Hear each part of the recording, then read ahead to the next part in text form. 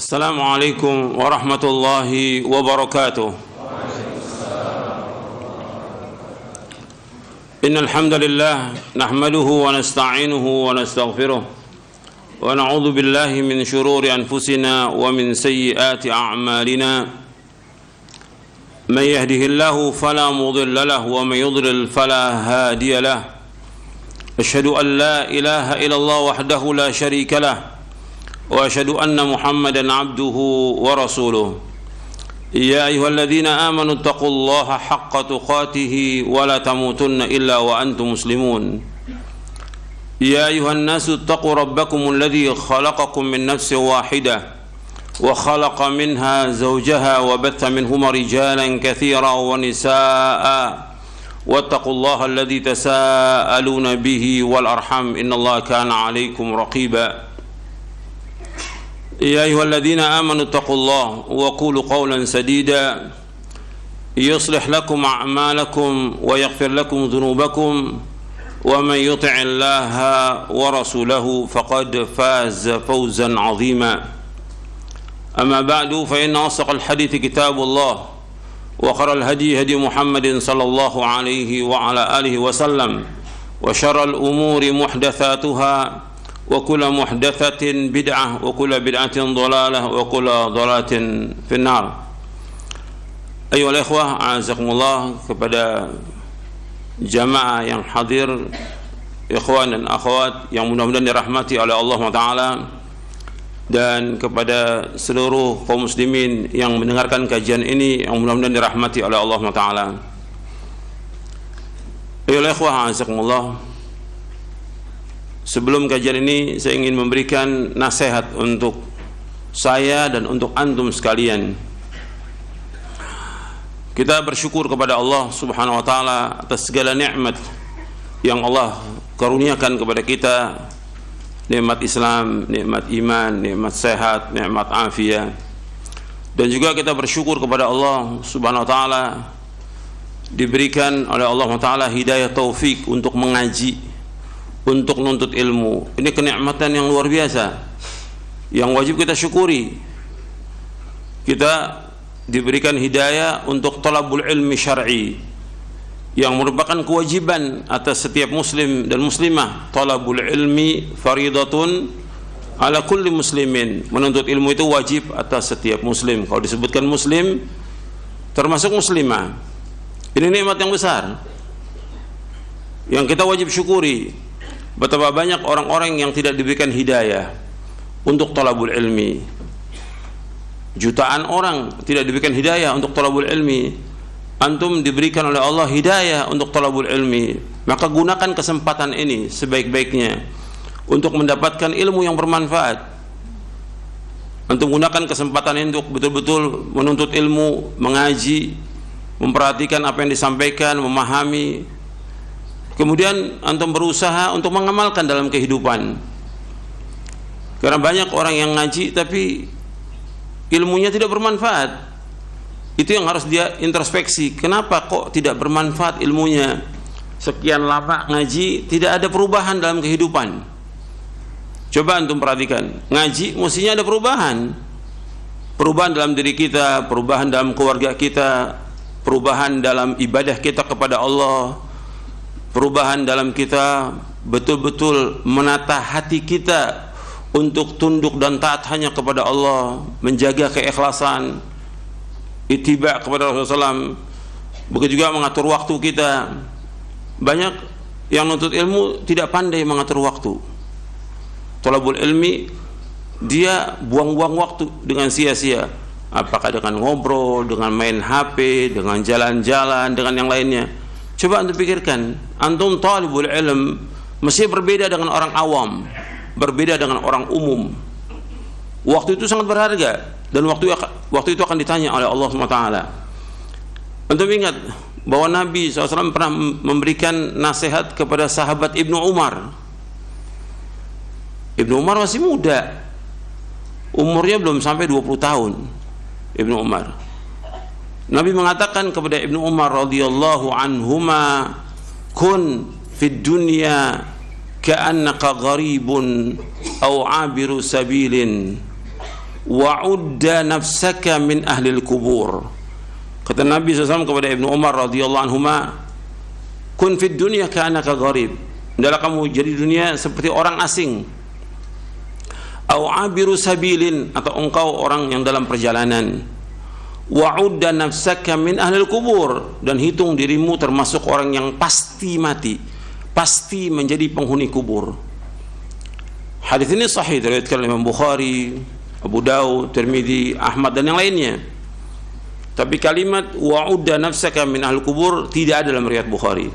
Dalam riwayat yang lain ada. Nabi menyebutkan kepada Ibnu Umar ini, jadilah kamu dunia seperti orang asing atau orang dalam perjalanan. Orang asing atau orang yang dalam perjalanan itu betul-betul dia menjaga waktunya. Waktunya sangat berharga. Kalau umpamanya orang ditugaskan di luar kota seminggu, bagaimana kerjaan dia bisa selesai dalam 3 hari? Karena apa?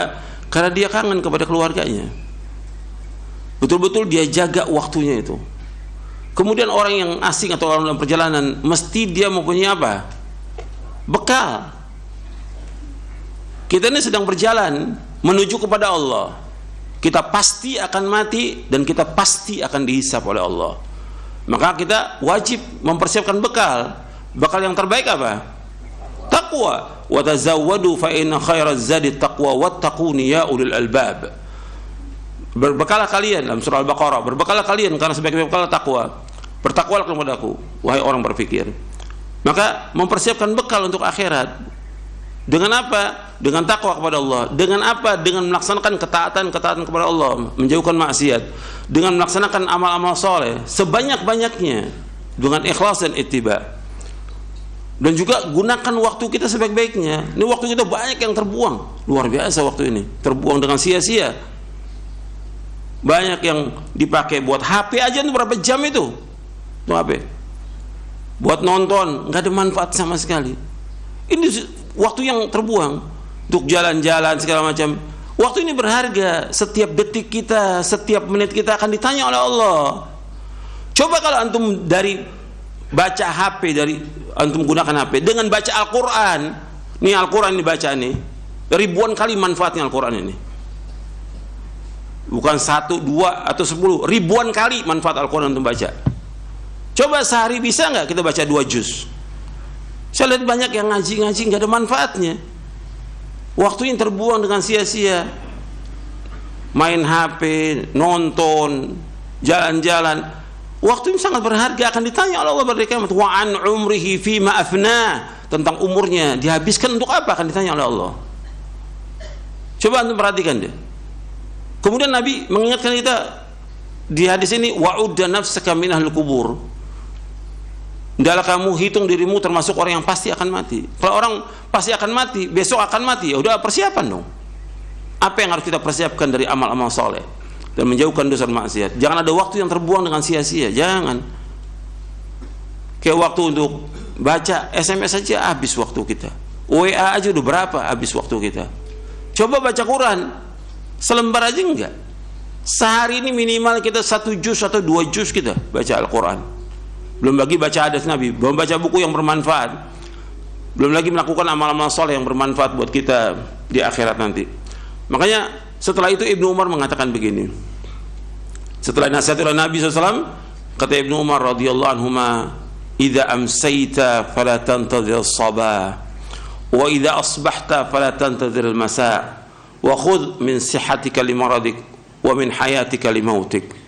Kata Ibnu Umar radhiyallahu anhu, apabila engkau berada pada waktu sore, jangan tunggu waktu pagi. Apabila engkau berada pada waktu pagi, jangan tunggu waktu sore.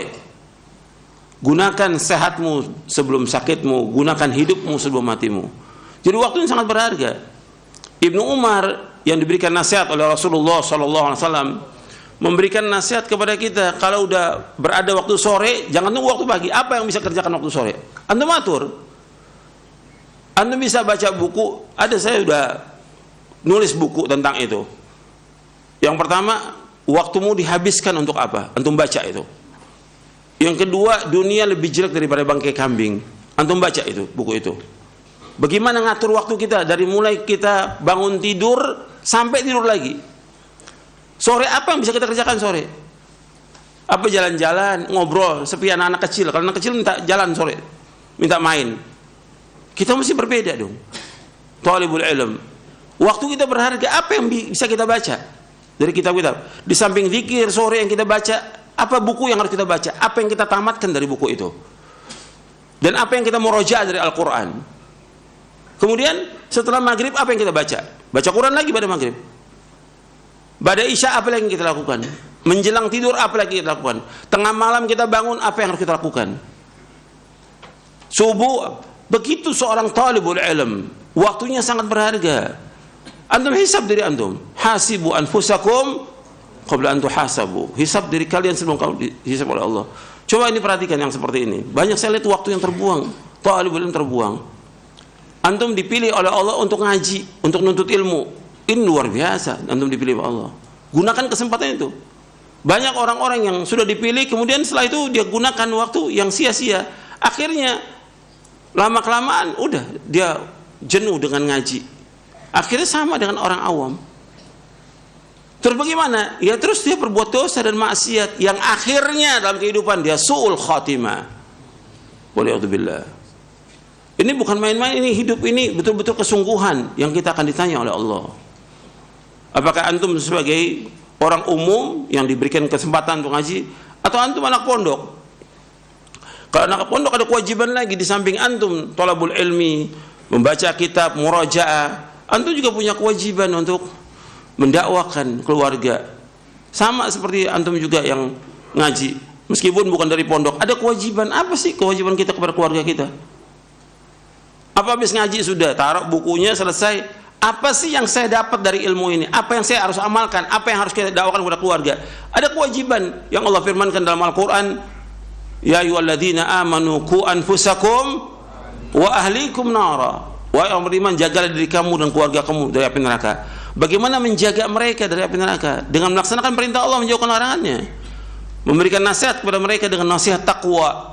Apa yang harus mereka lakukan? Terus ingatkan, baik yang wajib maupun yang sunnah. Nggak tinggal tuh, yang wajib maupun yang sunnah. Hatta dia sudah dewasa, kewajiban orang tua, ingatkan juga anaknya. Untuk mengingat Rasulullah SAW, hatta Fatimah dengan Ali bin Abi Thalib radhiyallahu anhuma. Fatimah dengan Ali, meskipun dia sudah nikah, tetap Nabi ingatkan sholat malam, bangun sholat malam, bangun sholat malam. Diingatkan bangun sholat malam. Meskipun dia sudah nikah, tetap diingatkan. Jangan diam, sholat diingatkan itu. Itu yang sunnah, apalagi yang wajib. Jadi ini harus terus diingatkan. Ya antum belajar untuk antum sampaikan. Yang jadi pondok tadi, dia harus belajar lagi dan mengajar. Kalau udah mengajar, ada kewajiban dia untuk mendidik mereka di atas Islam dan sunnah. Untuk belajar, yang dipelajari apa? Quran dan sunnah. Yang disampaikan juga Quran dan sunnah ala fahmi salaf. Antum dipilih oleh Allah untuk thalabul ilmi di pondok. Antum belajar bertahun-tahun, bukan setahun 2 tahun di pondok. Kalau sudah belajar di pondok, baik yang ikhwan maupun akhwat, mestinya begitu keluar dari pondok, ada hasil dari pondok itu, apa yang bermanfaat buat dia lakukan dalam kehidupan ini. Dia dipilih oleh Allah untuk masuk ke pondok. Bukan dia bisa sendiri untuk ke pondok, tidak. Tapi Allah pilih dia ke pondok. Sama seperti anak-anak yang belajar di Madinah. Dia bisa ke Madinah bukan karena kehebatan dia, tapi Allah pilih dia untuk belajar di Madinah agar dia di sana belajar agama, kemudian dia pulang mendakwahkan Islam ini, Al-Quran wa sunnah al-fahmi salaf. Bukan diam dia, bukan pulang kemudian dia cari maisha. Betul, wajib cari maisha, tapi ada kewajiban dia yang Allah bebankan kepada dia untuk mendakwahkan Al-Quran wa sunnah al-fahmi salaf. Itu kewajiban dia. Bukan dia kemudian dia cari sibuk dengan yang lain, sibuk dengan usaha, dengan dagang. Boleh, wajib cari maisha, dia wajib. Tapi kewajiban dia yang terbesar, Allah pilih dia belajar di Madinah untuk apa? Untuk dia pulang mendakwakan Quran wa sunnah ala fahmi salaf. Yang paling penting dakwakan oleh dia adalah tauhid kepada Allah, menjauhkan syirik, melaksanakan sunnah dan menjauhkan bid'ah. Itu kewajiban dia. Dia harus bimbing umat ini. Siapa lagi yang mau bimbing? Justru anak-anak pondok dan juga orang-orang yang tamatan dari Madinah, yang dari Riyadh, yang lain, dia pulang untuk mengajarkan Quran wa sunnah ala fahmi salaf. Kewajiban dia, dan Allah akan tanya di hari kiamat nanti, apa dia belajar dan apa yang dia harus sampaikan kepada umat ini. Umat butuh ilmunya dia. Allah sebutkan dalam Al-Quran bahwa dia belajar nuntut ilmu itu sama dengan jihad, yang Allah sebutkan dalam surah At-Taubah di ayat 122, wa ma kana al-mu'minuna liyanfiru kaffah falaula nafara min kulli firqatin minhum ta'ifatun liyatafaqahu fid din wa liyunziru qaumahum idza raja'u ilaihim la'allahum yahdharun. Allah sebutkan dalam surah At-Taubah di ayat 122, wa ma kana al-mu'minuna liyanfiru kaffah, tidak patut orang mukmin semuanya pergi berperang jihad. Falaula nafara min kulli firqatin minhum ta'ifatun liyatafaqahu fid din. Mesti ada dari setiap golongan, setiap kelompok orang yang belajar agama, menuntut ilmu. Artinya orang yang belajar agama, menuntut ilmu disamakan oleh Allah dengan apa? Jihad fisabilillah. Untuk apa? Untuk tafaqquh fid din, belajar agama, memahami agama Al-Qur'an wa sunnah ala fahmi salaf. Setelah itu apa kewajiban dia? Apa kewajibannya? Setelah tafaqquh fi din apa? Waliyunziru qaumahum idza raja'u ilaihim wa la'allahum yahzarun. Dalam surah At-Taubah di ayat 122. Jadi agar mereka setelah itu mengancam kaumnya, pulang ini bukannya main-main, bukannya kerja yang lain, tapi apa tugasnya dia? Waliyunziru qaumahum idza raja'u ilaihim la'allahum yahdharun, agar mereka mengancam kaum mereka apabila mereka kembali, dan agar mereka berhati-hati kaumnya. Jadi kewajibannya dia, ada kewajiban dia belajar di pondok, dia belajar di Libya, dia belajar di Madinah, dia belajar di Yaman, pulang ini untuk mendakwahkan Quran wa sunnah ala fahmi salaf. Itu kewajibannya dia terus, dan gak boleh berhenti.